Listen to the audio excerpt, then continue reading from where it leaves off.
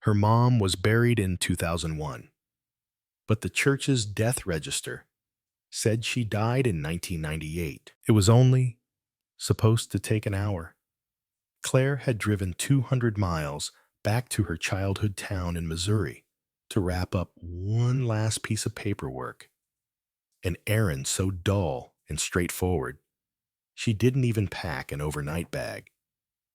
Her father had passed away just 3 months ago, and his modest life insurance policy required proof of prior familial loss. So, she needed to retrieve her mother's death record. Simple. In and out. But no one tells you that grief has corners. It hides in smells, in parking lots, in the dusty hymns of buildings you thought you'd never step into again. The steps of St. Bridget's creaked louder than she remembered. Her boots echoed in the narrow hall as she entered the modest stone church where she had once clutched her mother's hand during Sunday Mass. The air still carried that mixture of candle wax and old hymnals. She almost turned around right there, but she didn't. She walked to the side office, where a laminated placard reading "Parish Records" sat crookedly on the desk. A kind-faced volunteer named Elsie looked up from a spreadsheet. "You need your mother's death record, dear?" Elsie asked, adjusting her glasses. Claire nodded. "Mary Hastings. Passed in March of 2001. Should be in the 2000s ledger, right?" Elsie had smiled and said she'd go fetch it. 5 minutes. 10 minutes. Claire stared out the stained glass window beside her, the same image of the resurrection she'd stared at during her mother's funeral. When Elsie returned, she held a binder with a furrowed brow. "Well, this is strange," she murmured, flipping the page toward Claire. In neat cursive, Mary L. Hastings. Date of death, September 12, 1998, not 2001. Claire froze. "That's not right. That can't be right." Elsie leaned in, as if somehow the ink would rewrite itself. "This is the only entry. We double back everything in these. We never overwrite without full documentation." Claire felt something heavy settle behind her eyes. She shook her head slowly. "She was alive. I buried her in 2001. I gave the eulogy." "Maybe a clerical error," Elsie offered gently. "Sometimes things get recorded late or early. We can check the hospital registry if you want." But Claire wasn't listening. She was flipping through the rest of the ledger. Dozens of names, dozens of dates, all tidy, symmetrical. No duplicate entries, no corrections, no mistakes. And yet, her mother had been written off 3 years before she died. As if someone had declared her gone while she still sat beside Claire on their mustard-colored sofa, crocheting lap blankets and humming Patsy Cline.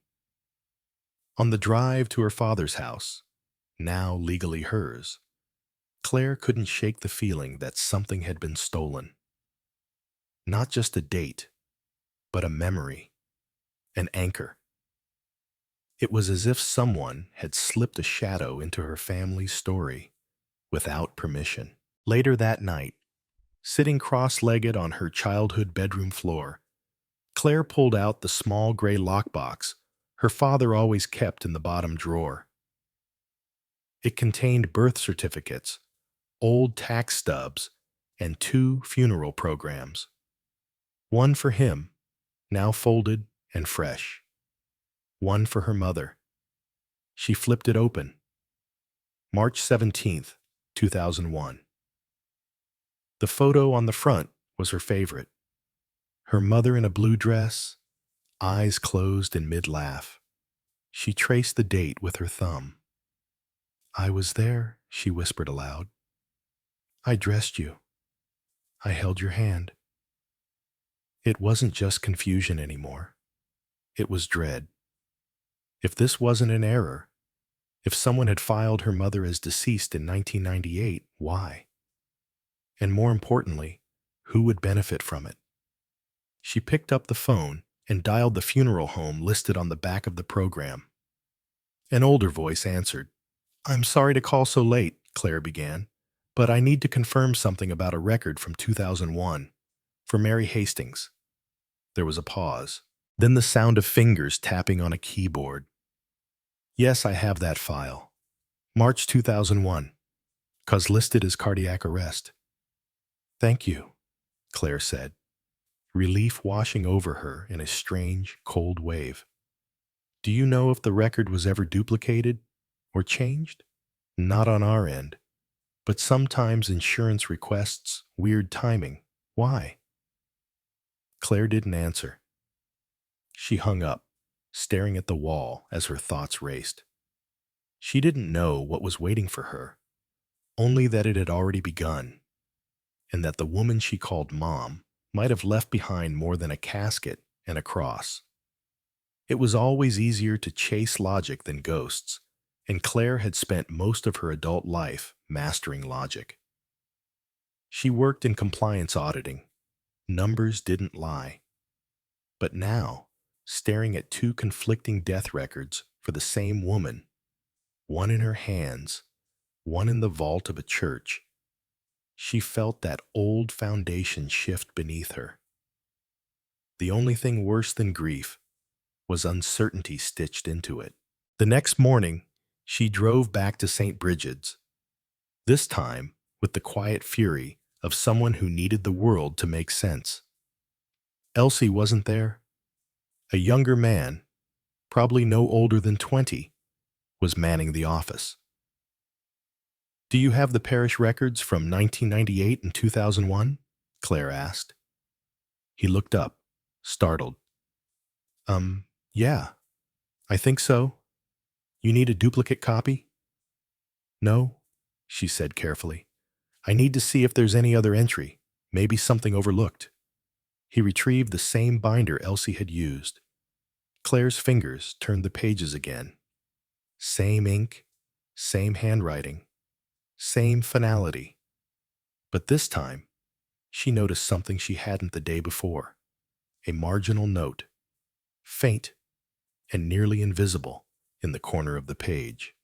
Verified, J.T., Octurne 12, 1998. "Who's J.T.?" Claire asked. The young man squinted. "Oh, that's Father James Tramble. He retired years ago. Moved out west. I think he still sends Christmas cards." Claire jotted the name down. Another thread. Another possible answer. Or another locked door. By noon, she was at the county records office. She requested the official death certificate. The clerk handed it to her with a polite smile. Claire took it to the car before opening it. Her heart slowed as she unfolded the paper. Issued March 19th, 2001. Filed by Dr. R. Kenley, attending physician. But then she saw something else. A line marked prior certification for insurance purposes. Filed September 1998. She read it twice. A prior certification? Before her mother died? She stormed back into the clerk's office. "This line, here, what does it mean?" The woman behind the desk adjusted her glasses. "Oh, that's not too unusual. Sometimes families or institutions file an anticipatory death certification for complex insurance policies, usually when someone is on life support or declared legally terminal. It's rare, but it happens. Like with long-term payouts or estate planning." Claire whispered, "But my mother wasn't dying in 1998. The woman tilted her head. "Are you sure? That's quite early. Was hospice involved?" "No," Claire said firmly. "She was alive. Fully. She made my father breakfast that week. She went to my niece's school play." The clerk hesitated. "That's definitely unusual. Who's listed as the requester?" Claire scanned down. "Requesting party. Guardian Life Holdings, file number BH76199903. Insurance. Back at her father's house, Claire dug through every drawer, every folder, every yellowed envelope she could find. It took hours. Dust clung to her jeans, cobwebs stuck to her hair. But she finally found it. A navy blue folder labeled Guardian Life, Mary Hastings. Inside were policy papers, stapled statements, and a summary letter dated September 1998. Policy activated upon confirmed death or medical certification of irreversible cognitive decline. Beneficiary, Robert Hastings. Value, $250,000. Claire stared at the word. Irreversible. Her mother never had dementia. Never even forgot a birthday. The phone in her hand felt heavier than it should have. She dialed the number on the insurance form, not even knowing what she'd say. A woman answered after 3 rings. Guardian Life, this is Sandra. Yes, hi. I'm calling regarding a life insurance policy filed in 1998 for Mary Hastings. I have some questions. There was a pause. Let me transfer you to our legacy files department. Claire held her breath. Then, this is Mark. How can I help? She repeated the policy number. He whistled low. That's a very old file. Let me pull the archive. Okay, here we are. Policy initiated in 1996, adjusted in 1998, payout finalized in 2001, full value disbursed to the beneficiary. Claire's throat tightened. Can you tell me who filed the cognitive decline clause? Mark hesitated. Looks like the attending physician, Dr. Roger Kenley, filed the cognitive decline assessment in August 98, supporting statement from the parish priest, Father James Tramble. The priest again. Claire scribbled the details, barely breathing. The silence in the room grew thick around her. What happens, she finally asked, if that certification was false? Mark's voice flattened. Ma'am, that's a legal matter. If a death or decline was misrepresented for payout purposes, it would constitute fraud. But you'd need a lot of proof. Claire's voice dropped. What if I have it? She didn't wait for a reply. She ended the call and stared at the blue folder on the table.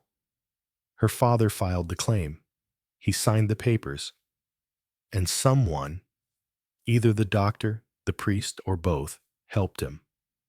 But the why was still a fog she couldn't pierce. Not yet. But she would. Even if it meant unraveling the man she thought she knew best. It was past midnight when Claire pulled into the long gravel driveway, headlights slicing through the trees like searchlights. Her childhood home no longer felt like a home, more like a quiet witness. Everything inside it was a museum of choices. Her father's framed war medals, the porcelain clock that chimed 2 minutes late, the armchair he wouldn't let anyone else sit in. She sank into that very armchair, phone pressed to her chest, listening to the last words of the insurance agent replaying in her mind.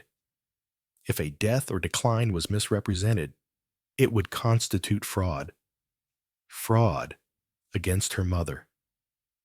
Claire sat motionless for what felt like an hour, until the grandfather clock struck 1. Then she stood, walked into her father's study, and began pulling books from the shelf. Behind the row of almanacs, she found a rusted metal box. No lock. Inside, there were old letters, clippings, and at the bottom, a yellowed manila envelope labeled Confidential, 1998. She opened it. Inside was a typed letter, short, cold. To whom it may concern, peer agreement filed under Clause 18C, medical certification for patient Mary L. Hastings is complete. Condition qualifies as irreversible cognitive decline. Clerical confirmation attached. RK. There was a signature, Dr. Roger Kenley, and a stamp, St. Bridget's Parish.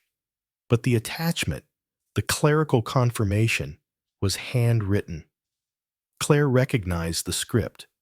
It was the same cursive from the church ledger. Mary has shown signs of spiritual absence and mental confusion. She no longer recognizes key sacraments, nor speaks of the Lord's promise without contradiction. In good conscience, I believe her light is dimming beyond recall. Father J.T. Claire felt something fracture deep inside her. That wasn't a medical diagnosis. That was a sermon, and it had stolen 3 years of her mother's life. On paper, in insurance, in history. She pressed the paper against her chest, breath shallow. The next morning, she drove to the retirement center in Springfield, listed under the priest's forwarding address. The receptionist confirmed he was there, room 403, but only took visitors in the garden. Claire waited on a bench beneath a dogwood tree. The blossoms had begun to fall, soft as ash. 10 minutes later, a frail man in clerical gray walked slowly toward her, with a nurse at his side. She stood. "Father Tramble?" He smiled. "Yes, dear. I don't often get visitors. I'm Claire Hastings." The name made him pause. He nodded slowly. "Mary's daughter. You remembered. I baptized you. Your mother brought you in a blue blanket." Claire forced a smile. "Then maybe you can tell me why you signed a letter declaring her mentally gone in '98. His face changed. Not guilt. Something closer to regret. "Your father asked me to," he said simply. "He said it was a way to secure her care." Claire shook her head. She didn't need care. She was healthy, laughing, cooking dinner. He looked down. He said it was preemptive, that the doctors had warned him. He wanted to be ready. I thought maybe he was afraid to lose her." Claire's voice broke. "He stole 3 years of her name, of her truth. You helped him." The priest didn't argue. He nodded slowly. "I did."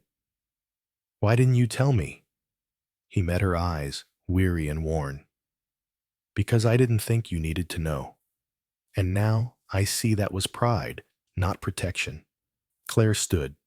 Her fingers trembled. "She died in my arms, Father. Not in 998, not in a file. She died looking at me." He closed his eyes. "Then that's the date that matters." But it wasn't enough.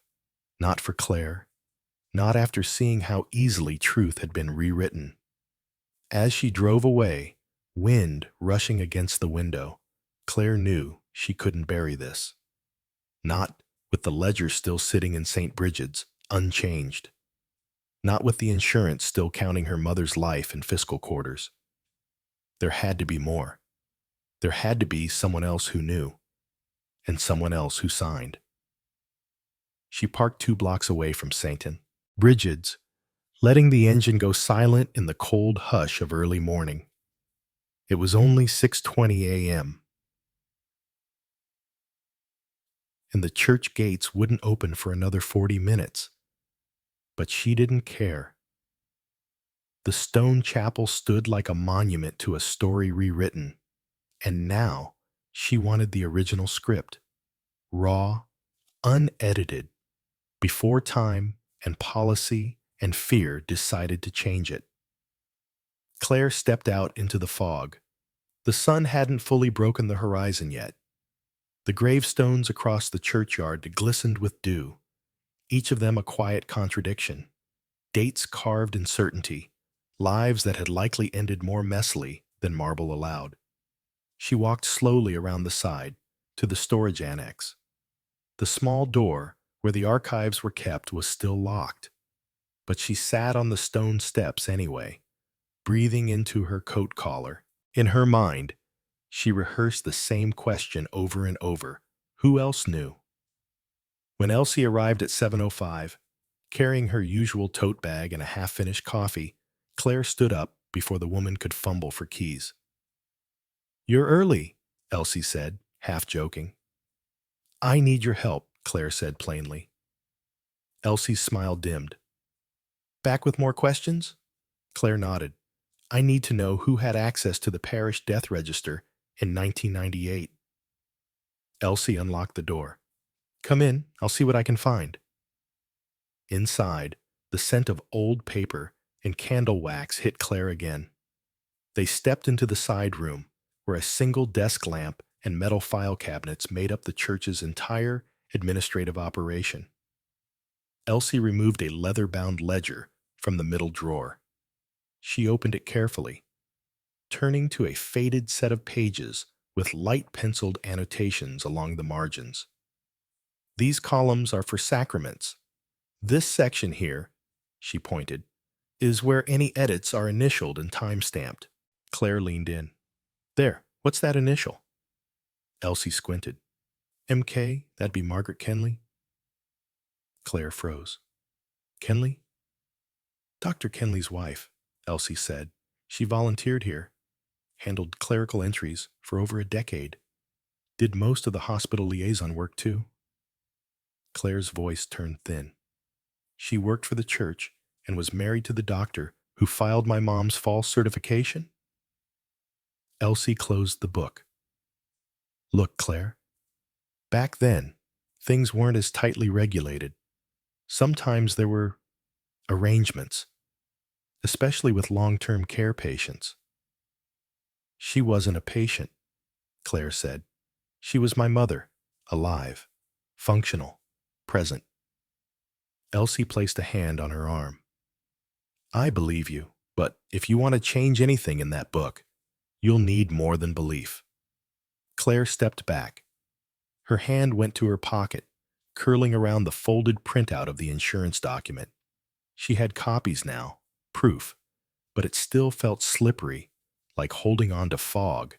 Later that afternoon, she drove to the local probate office, requesting public records for Dr. Roger Kenley and his wife.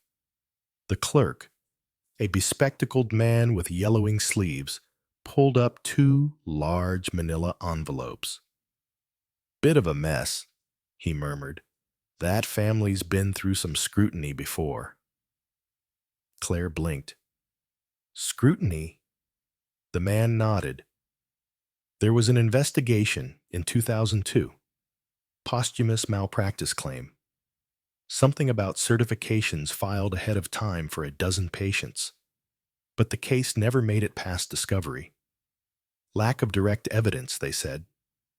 She flipped through the pages. Statements. Disclaimers. Even copies of letters from parish members affirming their trust in the Kenleys. But one page stood out.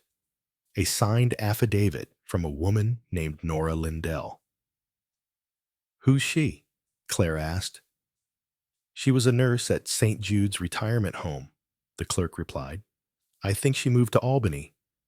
Claimed she saw patients being classified declining months before actual diagnoses were made. Said it was all to ease policy approvals. But they dismissed her for breach of contract." Claire copied the address and made the call that evening. A landline rang 4 times before a tired voice answered. "Yes? Ms. Lindell? My name is Claire Hastings. I'm looking into old insurance certifications tied to Dr. Kenley. I believe you testified against him in 2002. A pause. "That was a long time ago." "I think my mother was part of it," Claire said, "and I think the parish helped." The silence lengthened. "Meet me tomorrow," Nora finally said. "St. Jude's Garden, East Bench, noon, but don't bring anyone." The line went dead. The next day felt unreal. Claire arrived 20 minutes early, watching seniors move along the walking paths with walkers and wheelchairs, chatting softly under the oak trees.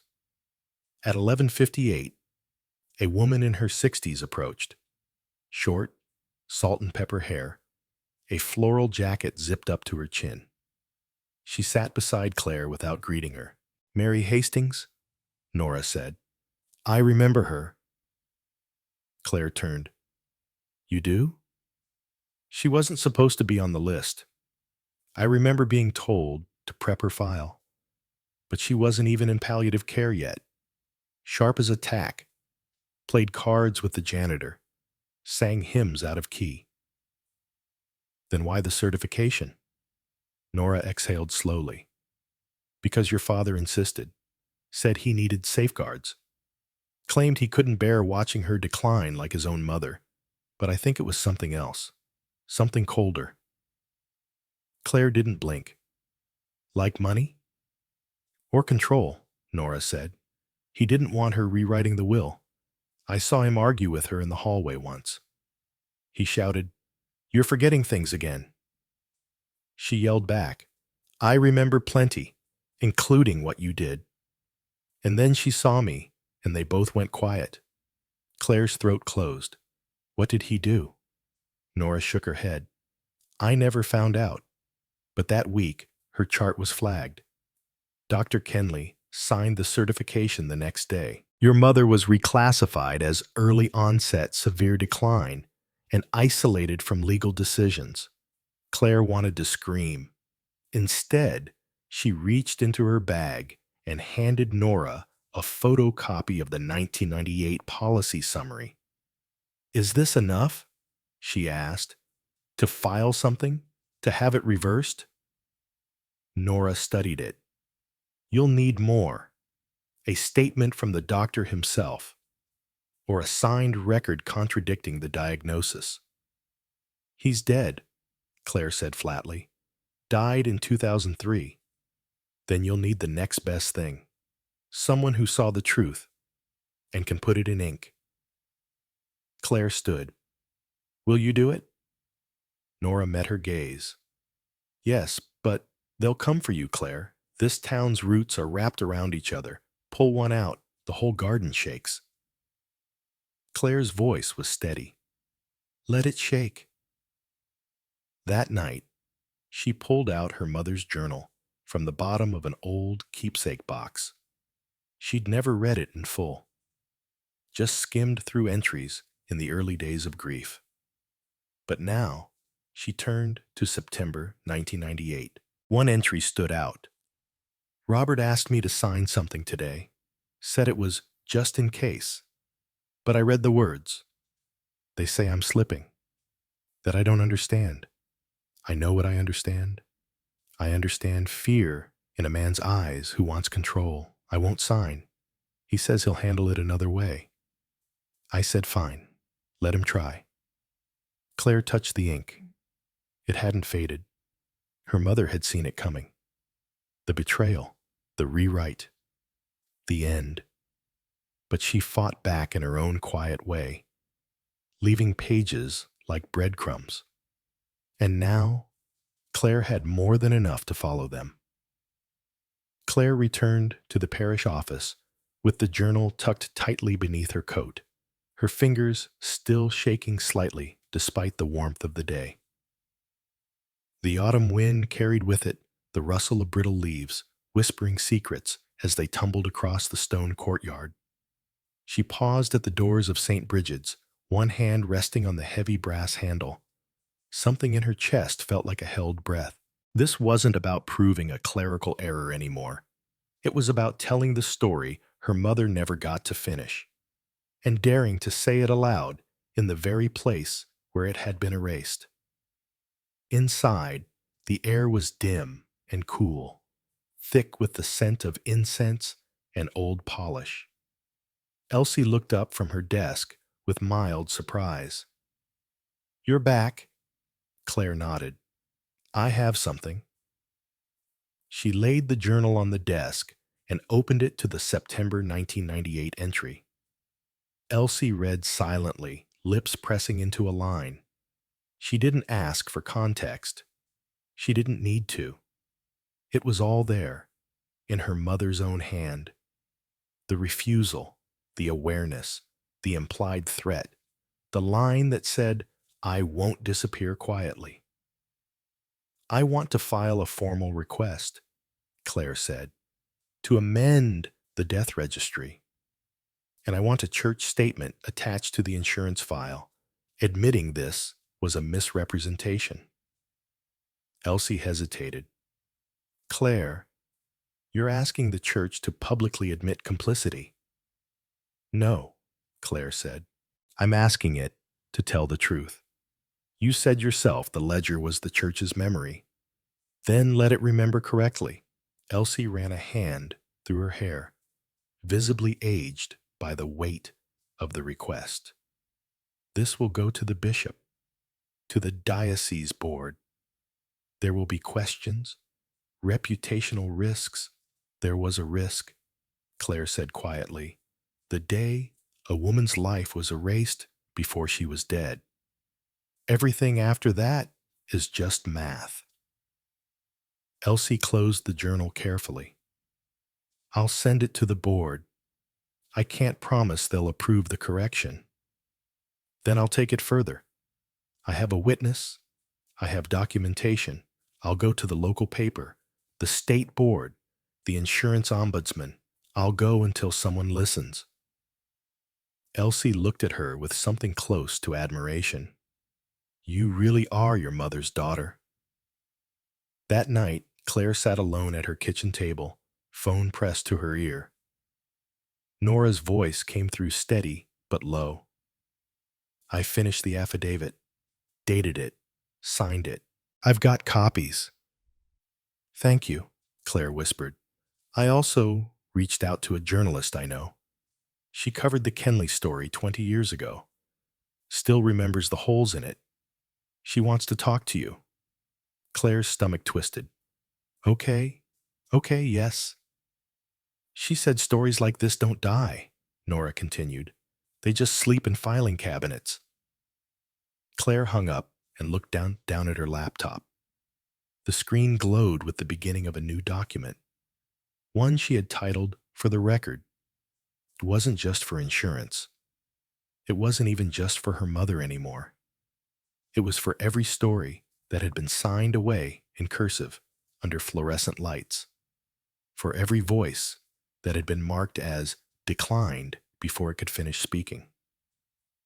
By the end of the week, Claire sat across from a local reporter named Vivian Shore, who brought with her a digital recorder, a yellow legal pad, and the calm curiosity of someone used to chasing ghosts through paperwork. She listened without interrupting as Claire recounted everything: the church ledger, the certificate, the forged date, the priest's confession, Nora's testimony, the journal.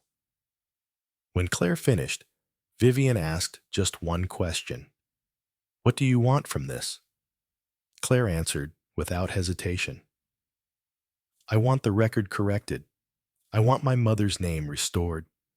And I want everyone who helped rewrite her to answer for why." Vivian nodded, eyes sharp. "Then we start with the paper trail." In the weeks that followed, the article went live.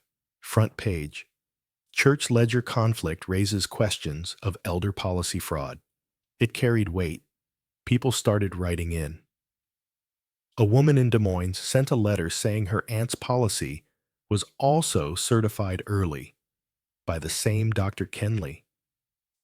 A man from Illinois wrote in saying his father had been pressured into a predated diagnosis to secure a payout that never came. Names surfaced. Signatures resurfaced. And suddenly, Claire wasn't fighting alone. The diocese issued a formal statement calling the 1998 registry entry an administrative misunderstanding. But within days, they amended the ledger. Mary L. Hastings, date of death updated to 2001. A note appended. Original entry disputed. Confirmed correction, made by family request with supporting documentation. Claire stood alone in the church the morning it was changed. The air felt different, not lighter, but honest. There was no ceremony, no bell toll, no priest reading verses, just ink. But to her, it sounded like her mother's voice. The insurance company reopened the case. Nora's affidavit was reviewed. Claire's claim was upheld. The check was reissued, not because Claire wanted the money, but because someone had to admit fault in writing. Someone had to make it real. But the victory wasn't clean. Her father's silence hung over every step. He never called, never wrote. Claire never heard from him again. He became, in many ways, like one of the entries in the parish log. A name, a date, and a silence no one explained. And maybe that was enough. Because at the end of it, Claire stood where she started, in her childhood home, the journal on her lap, the truth no longer hidden in a dusty ledger or whispered in garden benches. Her mother's handwriting was clearer now than ever, as if somehow the fight to reclaim her name had restored more than just history. It had restored presence, memory, dignity. Claire didn't just bring her mother back to the page. She brought her back to the light.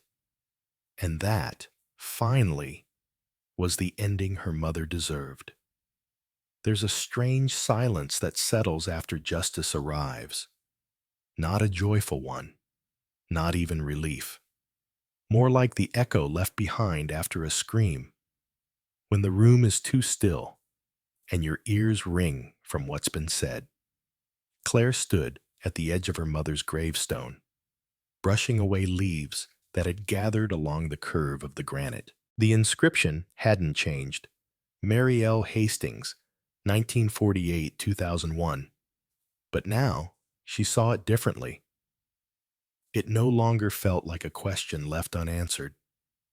It felt like a sentence finally finished. She placed the journal down on the earth, wrapped in a clear case to protect it from the weather. It didn't belong locked away in a drawer anymore. It belonged here, with the one who wrote it, who left her voice stitched into the margins of time. Claire whispered a line from one of the entries as she knelt down. I remember plenty. She let those words settle in the wind. It wasn't a declaration of revenge. It was a reminder, to herself, to anyone watching, that remembering was its own form of defiance. The investigation had slowed. The diocese had gone quiet again, issuing no further statements. The insurance firm had cut its check and filed its apology under legal obligation. The public heat was cooling. But Claire's fire hadn't. She didn't want a settlement. She wanted prevention. So when the community center invited her to speak about elder protection policies, she said yes without hesitation. The room wasn't big, just 30 folding chairs, an old microphone, and a stale pot of coffee in the corner. But every seat was filled, mostly older women, a few sons and daughters, one retired nurse. And when Claire stepped up to the front, holding nothing but her mother's journal, she didn't begin with statistics or policy failures. She began with a memory. She hummed when she cooked, Claire said, her voice trembling. My mom. It didn't matter what. Lasagna, boxed mac and cheese, scrambled eggs. She always hummed. I used to think it meant she was happy. Later I realized it just meant she was present. That's all. Fully present in the moment she was living. And that was stolen from her long before her body failed. She paused. because someone else decided when her story ended. The room didn't make a sound, not even a cough. "I'm not here to ask for your sympathy," she continued. "I'm here to ask you to pay attention to the paperwork, to the forms, to the subtle ways we're taught to be quiet when something doesn't feel right. Because silence is how these things happen. Silence is how good people are erased while still breathing." After the talk, people came forward, one by one. They shared stories. A woman whose brother-in-law forged a will while her father was sedated. A man whose aunt's long-term care plan was altered behind closed doors. Nothing dramatic, nothing headline-worthy, but all of it part of the same quiet erosion. Later that evening, Claire stood in her living room, staring at the copy of the parish death register she'd printed. She circled the new date, 2001, then wrote beside it, "Verified," not because she needed it for a case, but because she needed to see it, in her own handwriting. One last seal. She sat down and opened her laptop. A blinking cursor waited. She had started writing a piece weeks ago, but kept closing it halfway through. Now, the words came easier. Title: When a Church Forgot My Mother. Byline: Claire Hastings. Opening line: The first time I saw her death certificate, my mother was still alive. She kept writing, through the night, through tears, through memories, through the weight of grief that had shifted from rage into something steadier, responsibility.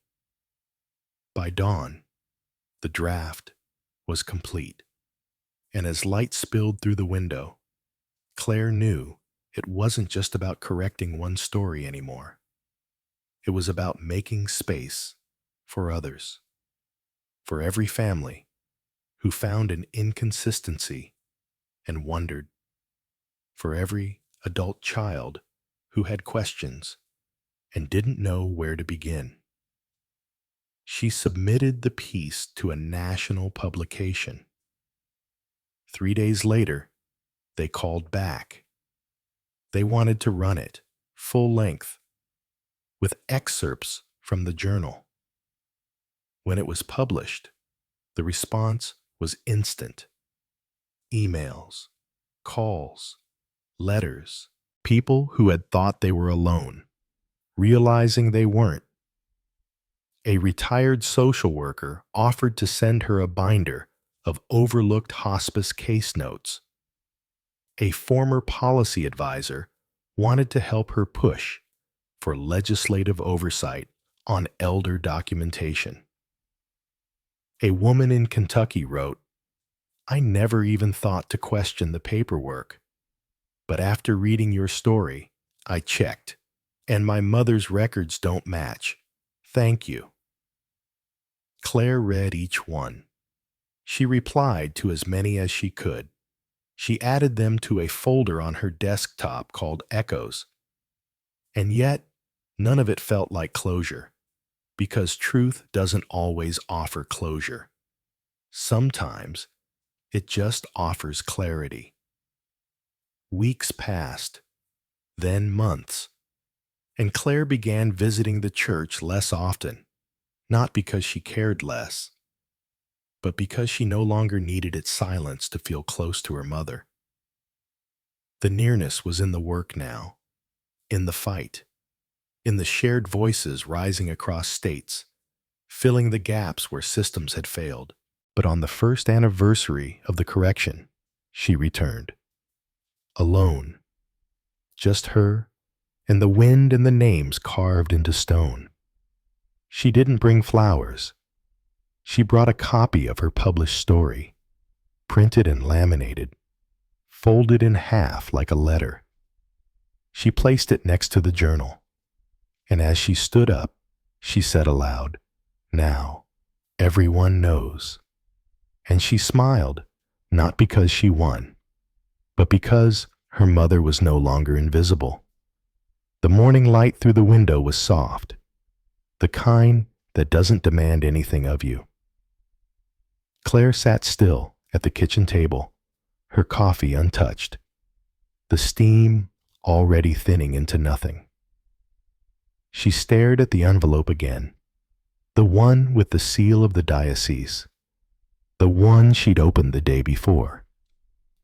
There was nothing inside it that surprised her, and yet she couldn't stop rereading it, as if something hidden might reveal itself on the 5th or 10th time through. There it was, again and again. There is no longer sufficient cause for disciplinary review or structural reform. We consider the matter closed. She read the phrase slowly in her head, almost as a whisper.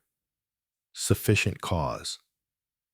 What a clean, bloodless way to describe years of erasure. 3 years of her mother's death overwritten. A living woman's signature replaced. A forged paper accepted without pause, because no one ever thought to ask if the paperwork felt wrong. And now, the church had blessed its own silence. Not with an apology, but with finality. Claire folded the letter neatly, her hands calm despite the way her stomach pulled tight. She placed it in the drawer beside the copy of the death certificate, the corrected register, and her mother's journal. Now, gently encased in archival plastic. A personal archive, a private truth collection. Not because she needed to cling to it, but because no one else had thought it mattered enough to keep. That night, sleep didn't come easily. Her mind wandered, not to facts or theories, but to memories she hadn't touched in years. Her mother's perfume, a musky lavender that clung to coat sleeves long after winter passed. The way she used to warm Claire's socks in the dryer before school on icy mornings. The quiet rhythm of her voice when she read out loud, always starting in the middle of a sentence like a story had never really begun or ended, just existed on its own terms. What haunted Claire now wasn't the forgery. It wasn't even the theft of benefits or the hidden signatures. It was how easy it had been for a person to be redefined on paper while still breathing. The way the world trusted documents more than presence. How close her mother came to disappearing not just physically, but officially, her final years erased without a noise. A week later, Claire returned to the cemetery. The wind had grown cooler, the air crisp with late autumn's scent of fallen leaves and coming frost. The walk was quiet, no cars on the road, no footsteps behind her, just the sound of breath and gravel underfoot. When she reached the grave, she didn't bring flowers, she didn't bring paper. This time, she came with a story. She began to speak, not loudly, but clearly. "I've been thinking, Mom," she said, brushing a curl behind her ear, "about how the world decides who matters, about how easily stories get edited when no one's looking. They called it an oversight, but I think they meant it as a convenience. You were a name on a line that didn't get questioned. You were worth more on a policy than on paper." She knelt down, resting her hand on the damp earth. "But you mattered. You matter. And not because they fixed a ledger or sent a check. You matter because you existed fully. You taught me to notice what others don't, to remember what others forget."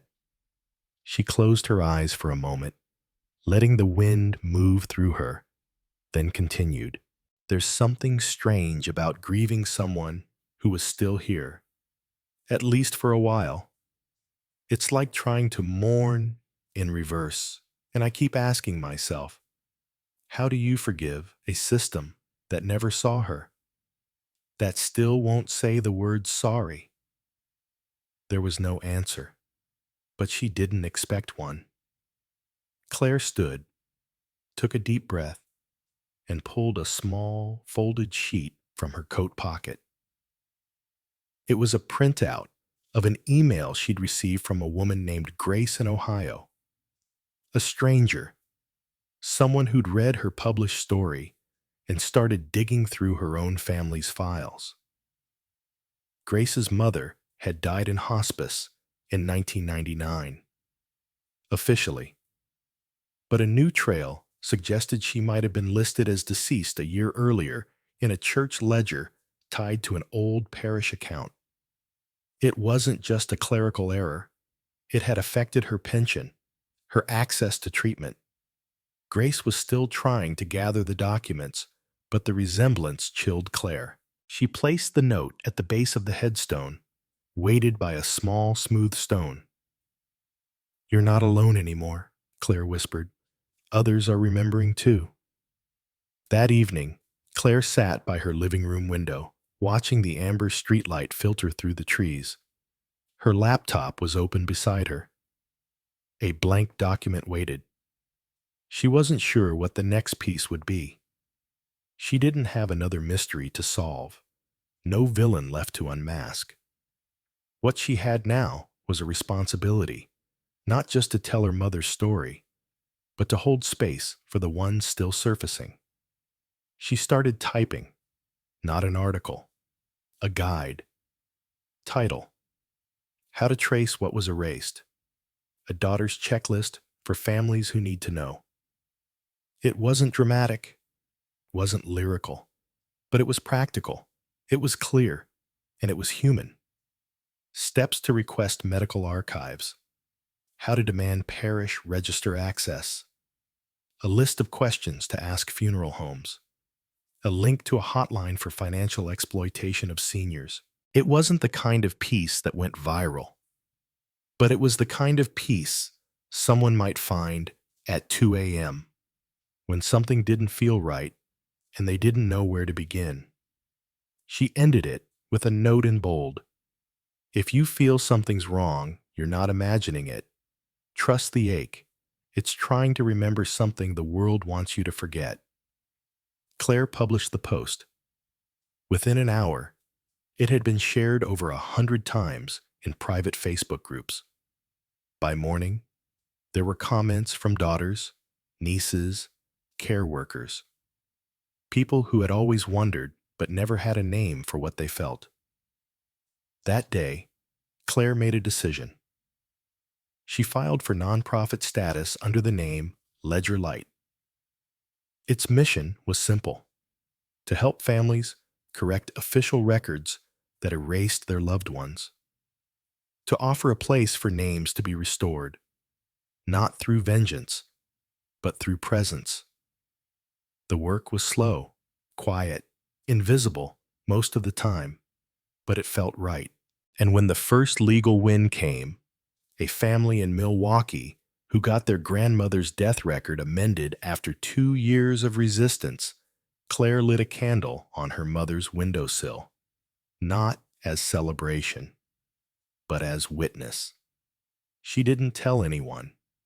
She just stood in the quiet, the flame flickering against the glass. She whispered, "You're still here."